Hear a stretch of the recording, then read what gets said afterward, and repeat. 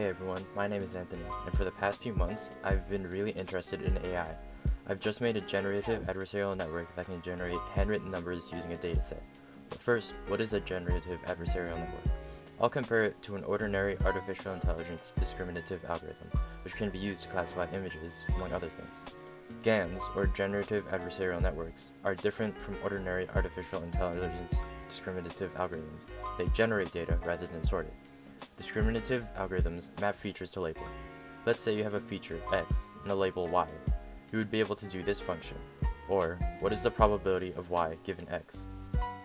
You could use this to say the probability that an email is spam given the words it contains.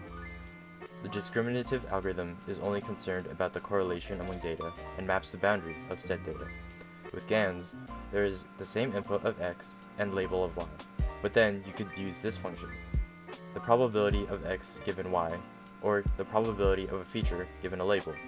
This can be used to generate data, given certain features. Now, how do they function? Think about a forger and an art critic. The art critic gets a regular flow of art that is authentic. Then, the critic also gets a forged piece of art by the forger. Since the critic is very good at his job, he can tell that the painting he got from the forger is fake. The forger must then forge the art better. He gives another piece of art to the critic, and the critic accepts the art as authentic. Later, the critic realizes that the art was fake. He then improves how he can determine if the painting is authentic or not. This cycle repeats itself multiple times. This example is much like how GANs work. GANs have two neural nets. One is called the generator, which generates new data, and one is called the discriminator, which decides the authenticity of the data. I'll go more into all of this in code. For my project, I'm using the MNIST dataset to take handwritten numbers to feed into the discriminator. Just know, I've let Keras know that I'm using TensorFlow as the backend engine using this line of code. The syntax of this project may differ from other projects that use Keras and TensorFlow. First, we must load the MNIST dataset using this function. Then we declare our optimizer. I'll be using Atom for this project. Then we build our model using the sequential function from Keras. The generator consists of 4 dense layers and 3 leaky ReLU layers. Then we build the discriminator function using the same sequential function from Keras.